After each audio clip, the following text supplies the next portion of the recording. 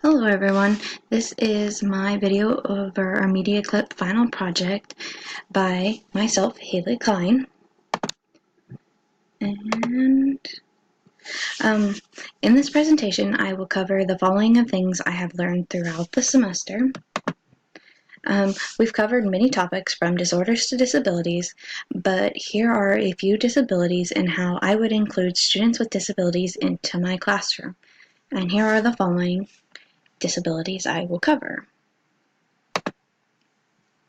Learning disability is a condition giving rise to difficulties in acquiring knowledge and skill to the level accepted of those of the same age, especially when not associated with a physical handicap, and they might not have an IEP, so this could become sometimes troubling because they always won't have a para with them, or they might not have the extra help that they need.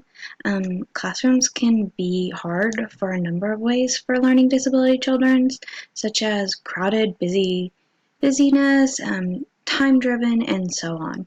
I would make sure my classroom was arranged in a certain way that it was not crowded for people with learning disabilities, not cluttered.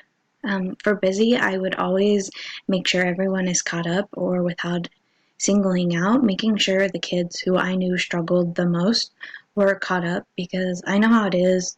I work with autism and different kind of communication disorder kids, so I know how it feels when they get behind and then it's just chaotic from there. So as I work with autistic kids throughout the day, I would keep in mind always that it is stressful when you get behind, and also you know how it feels when you're you get behind in anything. And I also know I was slower in grade school, so it's kind of harder, and you get all frustrated and flustered because of getting behind. Time consuming, I would make sure those kids knew they had a little bit extra time just to turn something in, and that it was okay if they needed to work a little bit longer. Emotional disabilities is a disability that impacts a person's ability to effectively recognize, interpret, control, or express functional emotions. We all know how hard it is to communicate or do anything when we're emotional and certain emotions arise. So to handle this in my classroom, I would always want my students to know they could come to me and talk to me about anything.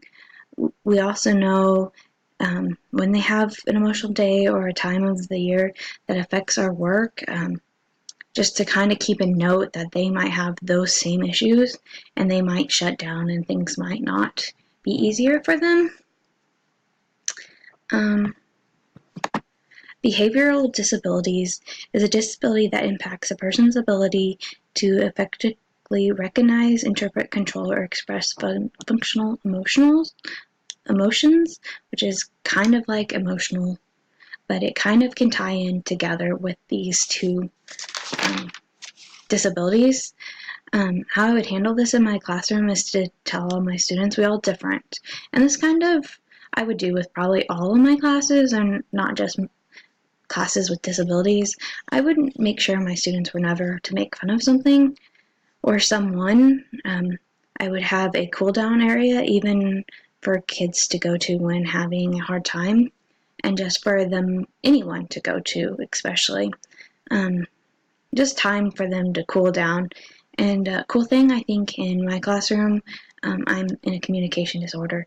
We have a wall where we have took colorful hot glue gun, and put it up on the wall, and when they're feeling frustrated or they need that time, they can sit there and pick at the wall, which I find myself wanting to go over there and use myself a lot of times, which I think is a very cool and interesting thing that I have picked up over being a parent in a classroom.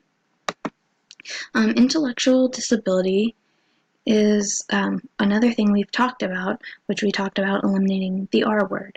Many know this as a mental retardation, but its definition is significantly reducing ability to understand new or complex information and to learn and apply those skills.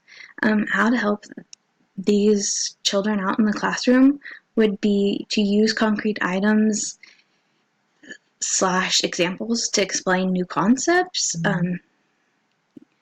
clearly identify behaviors you expect in a classroom, and I think that's important in almost every classroom, to just set those boundaries and plan ahead with class activities, which I have noticed a lot of teachers that I've worked with don't always plan ahead, so I think planning ahead would always be a good thing, especially when you know you have something that could trigger an effect with the kid. Do not overwhelm with complex instructions. I think even younger kids with not even disabilities, but they need short instructions because you kind of lose their interest after a while. And also, highly motivated technology-based tools could be another source to use. Autism. I want to point out this cool picture I have to the side. Always unique, totally intellectual, sometimes, and mysterious. You never know what your day is going to be like, especially when working with autism. And I've worked with different kinds of autism, and one day it's hard, and the other day is very rewarding because I just love those kids. But autism is characterized by difficult in social interactions and communication, and they might not always be able to communicate like the rest of us. There are many different cases of autisms, and some functions better than others, and I've noticed with autism kids, they might excel in something that they might not in another thing, and they're very smart. Also, with a autistic kid, I would give them fewer choices. Sometimes more choices are just more to think about and more to stress about. Giving them shorter instructions is also another thing which you would do with younger age students, just to keep their focus on things and understanding better. And hands-on with them, to know that it is hard for the teachers, parents, kids, and students, just to make sure that the students in your classroom kind of know about what could be going on. And if they leave not to have this conversation with them in the room, but just to know that your classroom is understanding. Like, we take a second grade girl down to math class, and her class is very understanding with when she has a meltdown or a crisis. That teacher has just kind of decided to give her space and walk the class out and continue teaching somewhere else, which is, I think, is very smart and is very cool for the teacher to be very respectful of that student and just tells her when she calms down that she can join the class too. And I think that's very resourceful for this teacher, just to load up the classroom and take them for a walk, or to finish teaching somewhere else, or to work somewhere else, which these kids are really good about. So that's a thing that I have picked up along my way. Traumatic brain injury occurs when a sudden trauma causes damage to the brain. As a teacher, you should help make eye contact with them and making sure they're making eye contact back. Sometimes it's really hard for them to do the simple things that they knew before, or just simple daily stuff.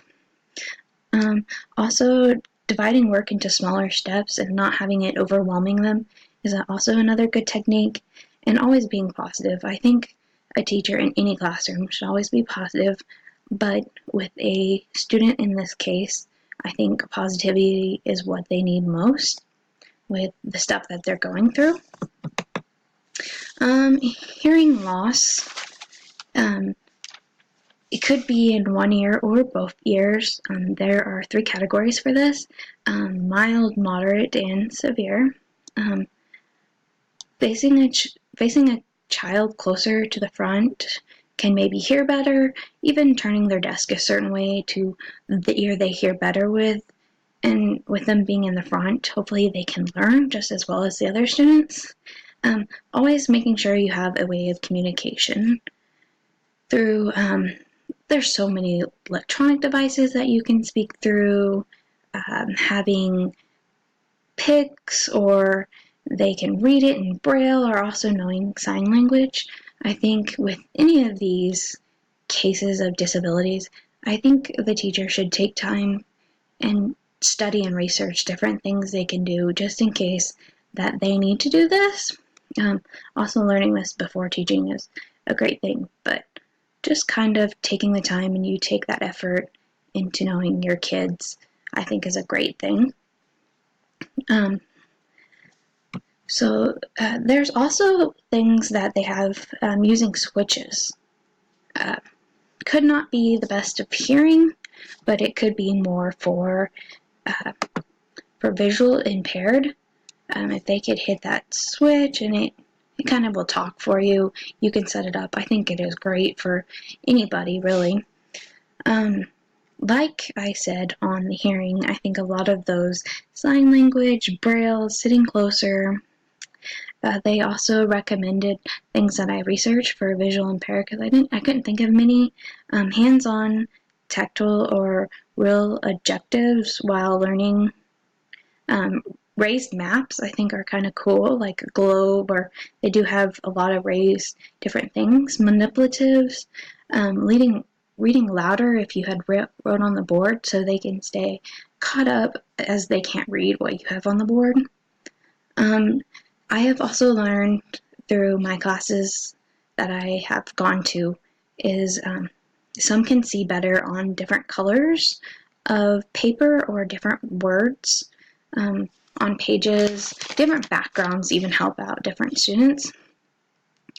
So I think that's another good way to find out, and a lot of it should be written in IEPs, and it should be observed throughout the process of them being through school. The last disability I have is gifted. For some gifted students, academic activities seem to be easier or sources of frustration or boredom. A student can be both gifted and have a learning disability. They might excel in one thing, but not another. Helping a child to compensate for their weakness rather than expecting mastery of skills they inherently lack, I think, is a very good one. Promotes self-awareness, and I think it's a good thing to praise what they are struggling with and not really recognize as much with what they are very good at, but to also have them excel in what they are gifted in. I think a lot of just techniques I had said for all of them is great for any teacher to know. Thank you.